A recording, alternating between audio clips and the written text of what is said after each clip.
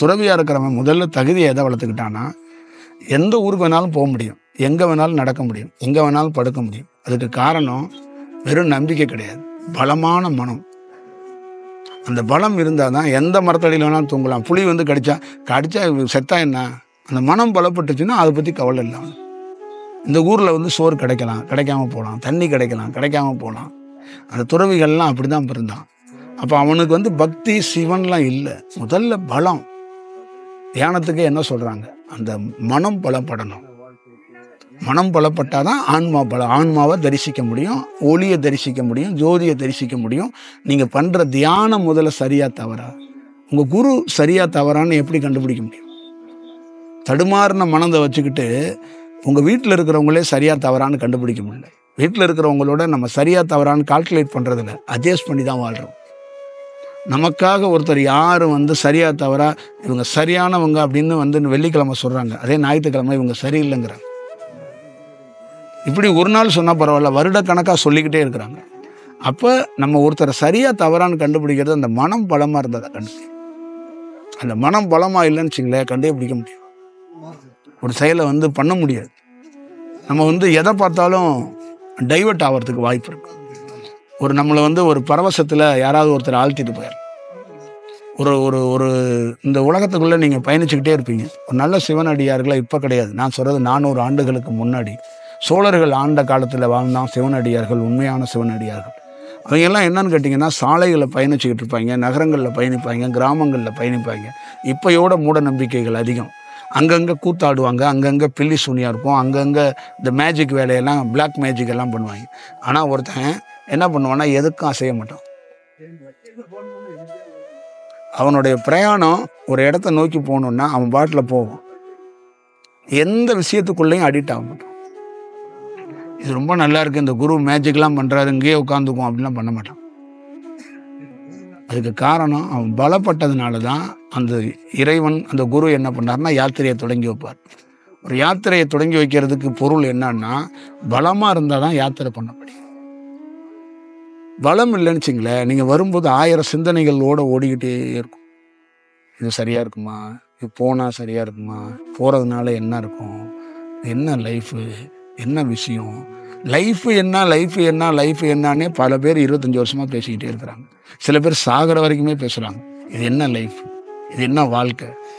ஒரு 10 வயசில் 20 வயசில் கேட்டால் பரவாயில்ல, 75 வயசுலேயும் சில பேர் கேட்குறாங்க, இது எதுக்கு வாழ்க்கை, நான் ஏன் பிறக்கணும் அப்படிங்கிறாங்க. இது என்ன? அப்போ காரணம் என்னன்னா, மனம் அங்கே வந்து அவர் கட்டுப்பாட்டிலே இல்லை. மனம் கட்டுப்பாட்டில் இல்லாதவனால அவனால் வந்து எதையும் டிசைட் பண்ண முடியாது.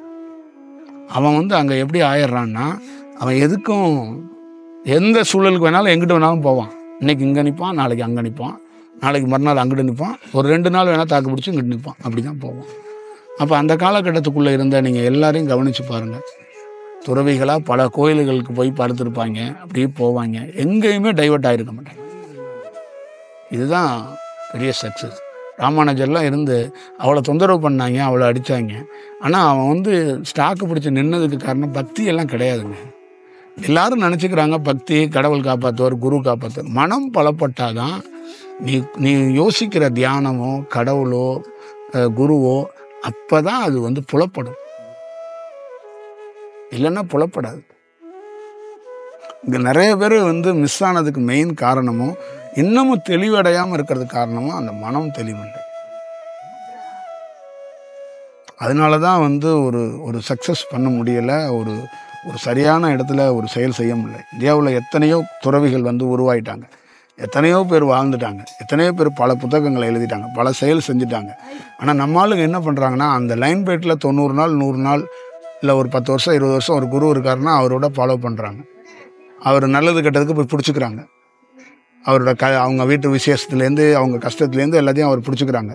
அவர் சப்போஸ் அவர் சமாதிக்கோ இல்லை செத்து போயிட்டாருன்னா அடுத்து கொஞ்ச நாள் இருக்கிறாங்க. அதுக்கப்புறம் யாராவது இன்னொரு குருநாதர் வந்திருக்கிறாரு, அங்கிட்டு இருக்கிறாரு அந்த ஊர்லன்னா அவங்க அப்படியே இதை வந்து வாரத்துக்கு ஒரு நாள் வச்சுட்டு அப்படி குடிபெயர்ந்து போயிடுறாங்க. இப்போ ஒரு குரு இருக்காருன்னா ஒரு குருவே பிடிச்சிக்கிட்டு இருக்க வேண்டியதில்லை. அது உன் மனம் பலப்பட்டா அவர் யார் இவர் யாருன்னு உனக்கே தெரியும். சரி, இந்த வேலை முடிஞ்சிருச்சு, அவர் வந்திருக்கிறாரு, அவரோட இருப்போம் அப்படிங்கிறது ரைட்டு. ஆனால் இவன் மனம் பலப்படாதவன் அப்படி முடிவு எடுக்கலை. அவனுக்கு சாதகமாக இங்கே நம்ம இங்கே வந்து நின்றுக்கிட்டே இருக்கோம், கிடைக்கவே இல்லை. நம்மளால் இருக்கும்போது நல்லா கிடச்சிச்சு, இப்போ அவர் இல்லை, என்ன பண்ணுறது? இப்படி தான் கொங்கு பெல்ட்டு ஃபுல்லாகவே அந்த வாழ்க வளமுடல் அவர் இருக்கும்போது ஏதோ அவங்க போய் பரவசத்தில் நின்னாங்க. இப்போ அவர் இல்லை, இப்போ எங்கே போகிறது அப்படிங்கிற மனநிலைக்கு வந்துட்டாங்க. ஏன்னா அங்கே போய் அவங்களுக்கு ஏதோ ஒன்றுமே காணாம், ஏதோ ஒரு விஷயம் பண்ணுறோம் போகிறோம் எதையும் காணாம் அப்படிங்கிற மாதிரினா இப்போ அங்கே எங்கே போகிறதுன்னு தெரியாமல் எங்கெங்கெல்லாம் அவங்களுக்கு அந்த சேனலில் ஏதாவது ஒரு இடத்துல யாராவது பேசுகிறத அவங்க போய் கேட்டுட்டு அங்கங்கே போய்கிட்டே இருக்கிறாங்க. அதில் நம்மளையும் வச்சுக்கிறாங்க, நீங்களும் ஏதாவது சொல்லுங்களே போங்களே அப்படின்ட்டு வர்றாங்க. அவங்க வரும்போதே எனக்கு அங்கேருந்தே அது ஒரு நாள் திருப்பூருக்கு போகிறேன், போகும்போதே எனக்கு வந்து ஒரு இடத்துல வந்து ஸ்டாப் பண்ணுறேன். அப்போ எனக்கு வந்து என்னுடைய உள் உணர்வு உணர்த்துது, நீ போகிற தியானம் கற்றுக் கொடுக்குற எல்லாம் ஓகே தான். அவன்லாம் 2 நாள் கூட தேர மாட்டான், 4வது நாள் இன்னொரு டாபிக் எடுத்து பேசிக்கிட்டு இன்னொரு குருநாதரை தேடி போயிட்டு இருப்பான். உன்னை வந்து வணங்குவான், உன்னை அப்படியே தெய்வீகமாக பார்ப்பான், கண் கலங்குற மாதிரி பார்ப்பான். ஆனால் 2 நாளுக்கு மேலே தேர மாட்டான். அவன் தேர மாட்டான்னு தெரிஞ்சுக்கிட்டு நீ போய் அவனை சந்தி. அவனுக்கு அவனை தெரியாது, ஆனால் நீ அவனை சந்திக்கும் போது நீயாச்சும் அவன் என்ன அப்படிங்கிறத தெரிஞ்சுக்கிட்டாச்சும் சந்தி அப்படிங்கிறார். அப்போ நான் வகுப்புக்கு வந்து 1 மணிக்கு வகுப்பு, 11 மணிக்கு உணர்த்தும் போது உள்ளே போகும்போதே அவங்க என்ன இன்னும் உணர்ந்துட்டு தான் உள்ள. புரியுதுங்களா? இதுக்கு வந்து எப்படின்னா இது எப்படி ரெக்கவர் ஆகும், இது எப்படி கன்வே ஆகும், இது எப்படி தெளிவடைகிறீங்க அப்படின்னா அந்த மனம் பலமானா எண்ணங்கள் குறையும். அப்போ எண்ணங்கள் குறைய குறைய சுவாசங்கள் என்ன பண்ணுன்னா ஒரு சீராக இயங்க தொடங்கும். அப்போ சுவாசங்களில் என்னென்னா பல்வேறுபட்ட விதங்கள் இருக்குது. ஃபஸ்ட்டு ஸ்பீடாக ஓடுறது, அப்புறம் ஒரு விதத்தில் அப்படியே ஸ்லோவாக பண்ணுறது, ஒரு இடத்துல ஒவ்வொரு இடத்துக்குள்ளேயும் நின்று ஒரு வேலை செய்யும். ஒவ்வொரு இடத்துக்குள்ளேயும் சுவாசத்தோடைய செயல் என்னென்னா அந்த இடத்துக்குள்ளே இருக்கிற முடிச்சு அவுக்கும். ஒரு சக்கரன்னு சொல்கிற இடமோ ஒரு இடத்த அழுத்த கொடுத்து அப்போ சுவாசத்தை உள் சுவாசமாக பல நாள் நிறுத்தி வைக்கிறதுக்கான ஒரு வாய்ப்புகள் உருவாக்கிட்டே இருக்கும். அப்போ சுவாசம் அப்படியே ஸ்லோவாகி சுவாசம் பலப்படுறதும்பாங்க. சுவாசம் தன்வசப்படுத்துறது, அவர் சுவாசத்தையே வசப்படுத்திட்டார் அப்படின்னு சொல்கிறதுக்கான பொருள்லாம் என்னன்னு கேட்டிங்கன்னா இந்த மனம் பலம் பட்டால் தான் உங்கள் சுவாசம் பலப்படும். இந்த மனம் பலப்படாத வரைக்கும் நீங்கள் உயர்ந்த குருநாதர்கிட்ட உட்காந்துருந்தா கூட தியானம் பண்ணுவீங்க, 1 மணி நேரம் 20 நிமிஷம் நல்ல தியானம் பண்ணுவீங்க, காட்சிகள்லாம் வரும். ஆனால் மனம் பலம் இல்லாதனால சுவாசம் பலப்படாது. அப்போ என்ன ஆகும்னா அந்த டைமிங்கில் வேலை நடக்கும். அந்த 25 நிமிஷம் 1 ஹவர் வேலை நடக்கும். அதற்கப்புறம் அந்த வேலை வந்து நீங்கள் மனம் இயங்க தொடங்கும் போது அந்த சுவாசம் அப்படியே அதுக்கான செயல் வடிவமாக இருக்கு. இப்போ நமக்கு என்னுடைய செயல் வடிவத்தில் என்னென்னா அந்த மனம் வேற ஒரு மாற்றம் அடைஞ்சதுனால அந்த சுவாசம் வந்து என்னன்னா உள் சுவாசமாக நிறுத்தி வைக்கப்படுது உள்ள. அந்த சுவாசம் நிறுத்தி வைக்கப்படுறதுனால அது எப்பயுமே தியானமாக இருக்கிறதுக்கு வாய்ப்பு கிடைக்கும். அது எப்பயுமே ஒரு நல்ல சூழலை உருவாக்குறதுக்கு வாய்ப்புகளை உருவாக்கும்.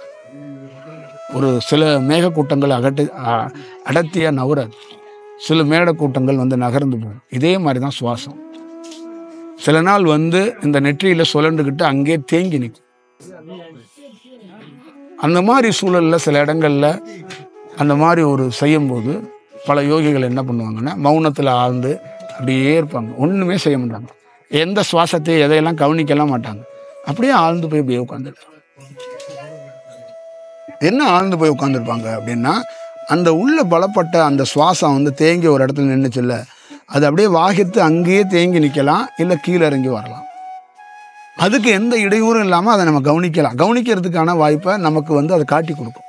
அது எப்படி நவர்ந்து மூவ் ஆகி போகுதுங்கிறத நம்மளால் பார்க்க முடியும். புரியுதுங்களா? அப்போ இந்த ஒடுக்கம் அப்படிங்கிறதுல என்னன்னா அந்த ஒடுங்கிறத நம்ம பார்க்க முடியும். அந்த டீப்பாக உள்ளே போகும்போது நம்மளே மறந்துடும். இதுதான் அதுக்குள்ள. அப்போ அந்த டீப்பாக போகும்போது ஏன் மறக்கிறோம் அப்படின்னா அது வந்து கையில் எடுத்துருது, நம்மளையே கையில் எடுத்துருது.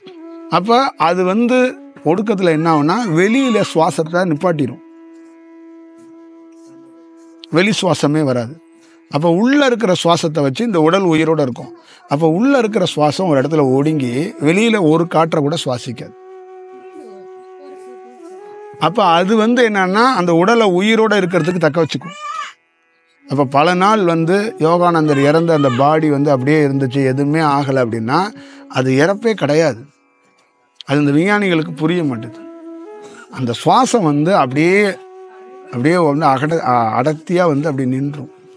அது நின்றுக்கும் போது என்ன பண்ணுன்னா அதுக்கு தேவையானது உள்ளே கிடைக்கும், வெளியில் சுவாசிக்காது. ஒரு அப்படியே சக்த நாடிகள் நின்று போய் ஒருத்தர் இறந்துட்டார் அப்படிங்கிறதுக்கான முழு செயலும் வந்துடும். நிறைய இந்தியாவில் தியானத்தில் இருந்த சமாதிக்கு போனவங்களே இறந்து போயிட்டாருன்னெலாம் கன்ஃபார்ம் பண்ணியிருக்கிறாங்க. 25 நிமிஷம் அரை மணி நேரம் கழித்து திருப்பி அவங்க இயல்புக்கு வந்திருக்கிறாங்க. அப்போ இதெல்லாம் வந்து ஒருத்தருக்கு அனுபவமாக ஏற்படும். இப்போ வெறுமனையே நான் சக்கரத்தை கவனிச்சிட்டு இருக்கேன், நான் இந்த தியானம் பண்ணுறேன் அந்த தியானம் பண்ணுறேன் அப்படிங்கிறது இல்லை. ஒரு ஒரு குரு வந்து எதை ஒரு ஒரு ஒரு மூலமாக வந்து கொடுக்குறாரு.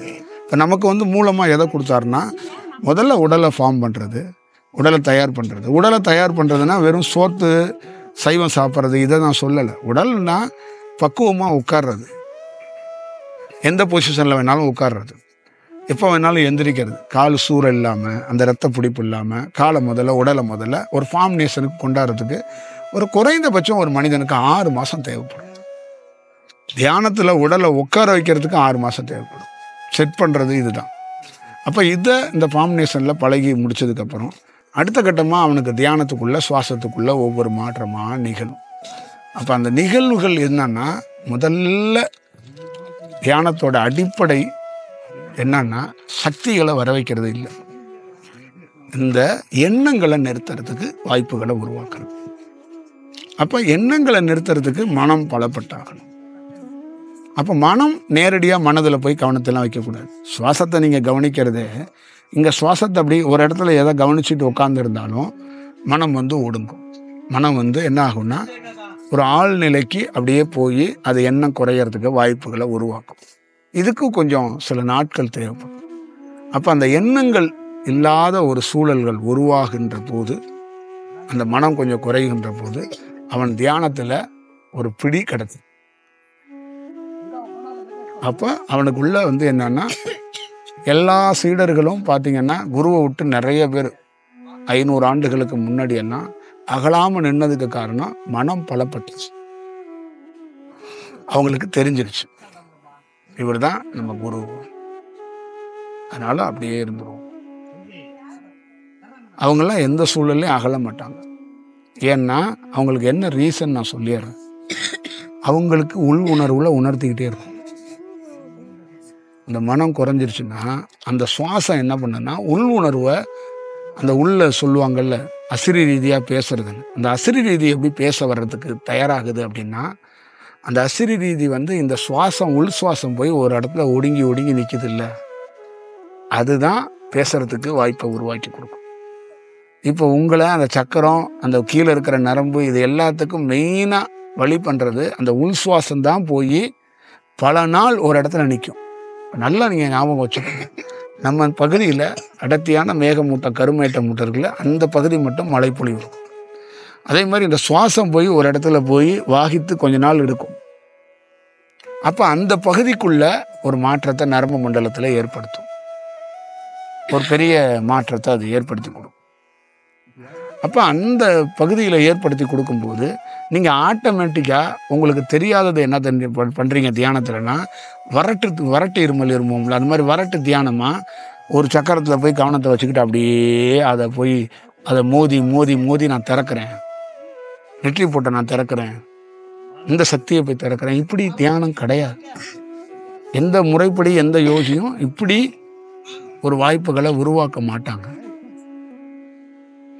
அவங்க வந்து அதை வந்து அதுதான் சொல்கிறோம்னே, அந்த உள் சுவாசம் அது அப்படியே ஒரு இடத்துல 1 மாதம் கூட வாகித்தும் அந்த இடத்த சரி செய்யும். அது அப்படியே அதை வந்து கீழையும் மேலையும் அந்த வாகித்து போகிறது, திருப்பி வெளியில் வந்து ஏறும், திருப்பி இன்னொரு சுவாசம் உள்ளே வந்து ஒடுங்கி அது ஒரு வேலை பார்க்கும். இப்போ இந்த சுவாசத்தை தான் என்ன சொல்கிறாங்கன்னா சூட்சமத்தில் குருங்கிறாங்க. நான் வந்து சூட்சமத்தில் வந்து உனக்கு தியானம் சொல்லி கொடுப்பேன், நான் உன்னை வழி நடத்துவேன் அப்படிங்கிறது அந்த வாகித்து நிற்கும். உங்களுக்கு ஓடிக்கிட்டு இருக்கிறது இல்லை.